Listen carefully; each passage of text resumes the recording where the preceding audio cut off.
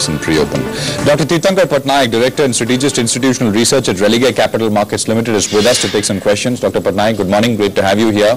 Prashant this side. I read your report after the DMK pulling out that you put out. You said the government will stay.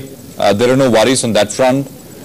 And hence, a lot of the fear and expectation that reforms, etc., would be stalled are unfounded. Why are you saying that, Dr. Patnaik? See, first of all, I think we should clarify what we mean by reforms from the government, what are our expectations from the government. We are not of the camp that says that, various parties might scuttle the pensions bill, the insurance bill in the current session. What we are expecting from the government is fairly simple. We want the government to get its fiscal math right, get the fiscal deficit under control, and to that extent, all the steps that the government continues to take are positive in our opinion. So the example I'm giving here is the diesel price hike. If the government continues to take diesel price hikes all the way until August or September, I think that would by itself do a meaningful amount of benefit to the fiscal math, and in our opinion, that is something that the government will be able to do, because the alternative would be of a sovereign downgrade, and to our mind, the government would do whatever it takes not to be downgraded, really. Right. And so our expectations are low, really.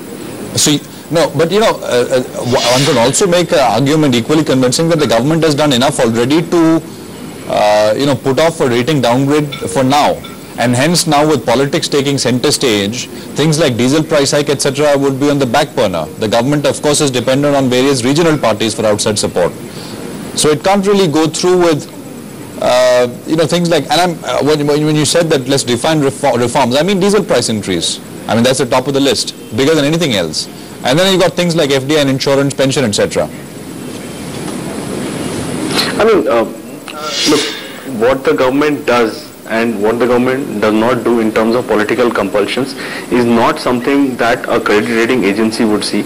A credit rating agency which evaluates India and compares it at any point in time versus probably its big counterparts or other emerging market nations, first and foremost has to see that the current account deficit for the country is manageable. There are capital flows that are able to fill the big gap, and that, in our opinion, remains a concern for India. And secondly, does the government, meet its fiscal balances properly? India has not been able to do so post the crisis when, it started fiscal priming. But as the economy improved, government spend did not really come down as it was expected, and the government share of expenses essentially went up, raising our fiscal deficit. That becomes a concern for credit rating agencies. Political issues are there, but I don't think they would play a part in terms of a downgrade or an upgrade in as much as the twin deficit problem would play. My question, just to follow up, so you're saying both things. You're saying that CAD matters more for rating downgrades, but the government will, with an eye on ratings, continue to do diesel price hikes. I mean, the CAD is not really in the government's control. What the government could possibly hope for is that with diesel price hike, crude demand in India starts responding to the price hikes, and then basically comes down, giving some relief on imports. That's about the most that the government can do, short of raising diesel prices. The other part is the fiscal deficit. There the government has control in terms of raising diesel prices. Subsidies are at 2% of GDP, and oil subsidies comprise a major part of it. The other part is, of course, food and fertilizer. And this is where the government has control, and for the credit rating agency, the fact that a key ally of the government has pulled its support from the government matters, yes, but not as much as what the government does in terms of the fiscal math, actually. Does the perception of a foreign investor get tarnished because of what's been happening on the political side, Dr. Patnaik? While we're not influencing ratings on the back of political developments, but what about the money that's been coming in with the kind of stability that some of these reforms have seen, and foreigners are putting in money in hopes of these reforms building up into growth? I have to agree with you there.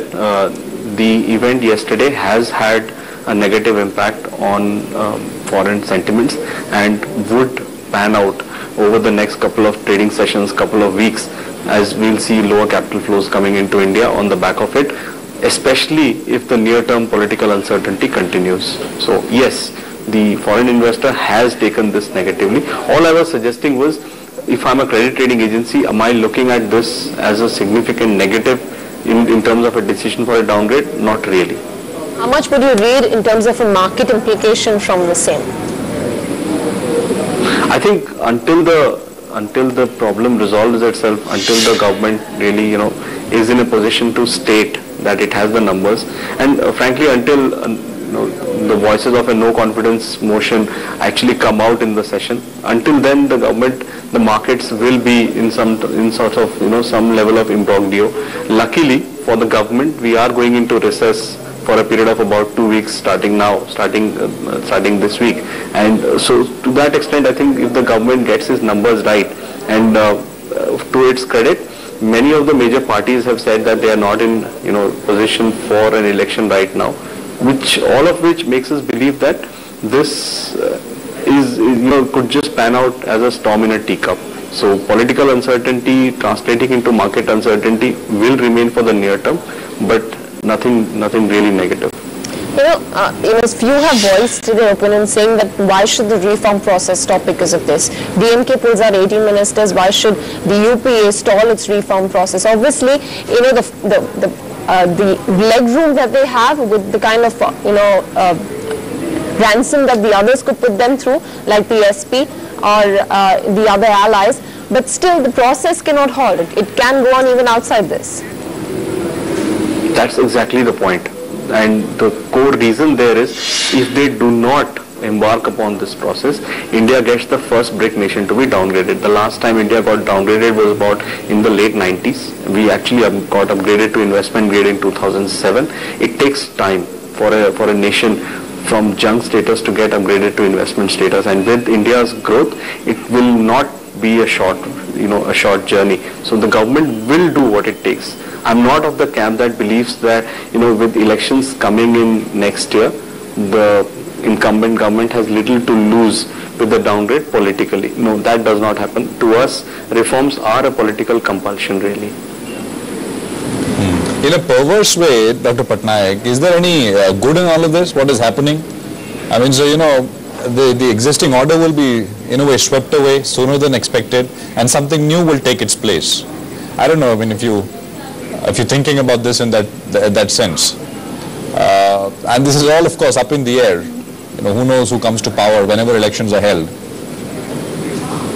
My read is that, governments do not want to rock the boat any more than they really need to. Everybody wants to come back into power. The Congress government has faced very strong anti-incumbency in the last 2 years. Their policy of rural entitlements, being a vote gatherer, has not really worked out if one sees the last 2-3 years and their performance in by-elections over the last couple of months. So you need a change. The current party, of course, sees that. And what is also true is that the economy does not allow headroom for the political maneuverings or political policies that the government had taken last time. So we, for instance, were not saying that we would see a loan waiver, even though the market had some thoughts that before the budget you might see a hugely populist budget or a loan waiver, coming through. Not that risks have gone. The food security bill in its revised form did get approved by the cabinet yesterday. We know that the government has allocated about 10,000 crores this year in the fiscal map for the food security bill, but full implementation might be considerably higher. That remains a fiscal risk for the government. Our thoughts, though, that the government would try to continue being on the fiscal prudence path. Okay, got that. I understand you've got coverage on Manappuram Finance. I'm getting to stocks now, Dr. Patnaik. And I think you put that rating under review. What's your sense in terms of what's happening? I think a fair amount of the market, a fair share of the market was taken by negative surprise that a gold financing company can run into a loss, and that too with a section of the portfolio that's over a year old. And it was a negative surprise. The stock is, a favorite in the street in terms of the buy share. It has, I think, 70-80% of the analysts that cover it have a buy. So to that extent, it was a negative surprise. From a top-down perspective, although I don't have too much detail on the stock, my read is that with gold not having really performed over the last year and a half, combined with the fact that economic growth has stalled, come down by about 200-300 basis points on real terms, has really led to a lot of defaults in the gold loan portfolio. And this is not something, from a forward-looking perspective, I do not think this is the end. We might see even more pain coming in, and on asset quality, including gold financing. So for a gold finance company like Manappuram, I think we will stay away for the next 2-3 quarters at least. Okay. At the very least. Okay, got that. I spoke to an investor in Manappuram Finance who holds about close to 5-6% this morning. They said, and I can't name the shareholder, they've essentially said that they remain invested, and there's no reason for them to doubt the business model, but not much beyond that. So we'll see how this one pans out. But very much, a lot of shock after that announcement came through. But it was also in a way a little, the way the stock sold off starting in the morning. So a section of the market maybe knew what was going on, and then at 2:30 there was an analyst call. Later at 6:30 there was a release to the exchanges, etc. There are reports this morning suggesting that some investors are planning to take the company to SEBI to investigate whether there were some selective leaks, etc. So we'll follow up on this as well in about 60 odd seconds to go for the market opening and we'll sort of come back to Dr. Patnaik in a bit. Savindra, why don't you run us about that? That's initial opinion after market opening coming through. Dr. Patnaik, so we were talking about stocks. We managed to talk about Manappuram. What else are you? Where else are you seeing opportunities? Because stocks have been bounced around so much, and then you get these substantial retracements. So take IDFC for example, take Ranbaxy more recently. And there are many examples, HDFC Limited for example, and these are meaningful retracements one way or the other, which happen very quickly. Are you seeing more opportunity? Take Bajaj, Hero MotoCorp, etc., which is sold off quite a bit. Are you seeing opportunities anywhere in the market? I think yesterday ONGC was down about 5% at 299, 300. We started pushing the stock, because we believe, as I pointed out earlier, that the government's reform push and our expectation on it should see the stock continue to perform. And the event of the DMK actually pulling out support yesterday had little to do with what will happen with ONGC. The other news there is, of course, what happens with the OVL stake sale. And thirdly, we are of the belief that after the Rangarajan committee gave its recommendations, APM gas prices are going to increase in the country from $4 per MMBTU. I think we will go to about 6, although the committee has recommended around 8. So even if you factor in a graded price rise to about $6, that puts in a decent amount of upside on our EPS of I think about $30 for ONGC. So ONGC is one stock that we really like in this space. Our target price is about 400, and at 300 it was a sure shot buy, frankly. So what I'm saying is the market is range bound, where with these events you get opportunities are like these. You get stocks which are meaningfully down, which have not much fundamental bearing on their and therefore you can really push them. Okay. What else is striking you right now, Dr. Patnaik, in terms of value spots for investment? I think ONGC is good. At some point, Hero Motors will also start looking good. At this point, we believe that the company's issues are likely to remain, but Hero Motors at some point should become interesting. M&M is another stock after the tractor plant shutdown yesterday, is a stock that is worrying many investors. But we believe that the government will have a decent price hike on the MSP this time, which will come in April, and we continue liking that stock as well. You know, there were some comments on the fact that once the recovery comes, the cyclicals are the most better positioned stocks to be in. There are 10-year lows as compared to defensives and consumption-oriented stocks right now. So in that, in terms of the risk-reward right now, being in cyclicals is much more favorable. Is that something that you would adhere to? Unfortunately not, Devina. I believe that the pickup in investment cycle is some way away.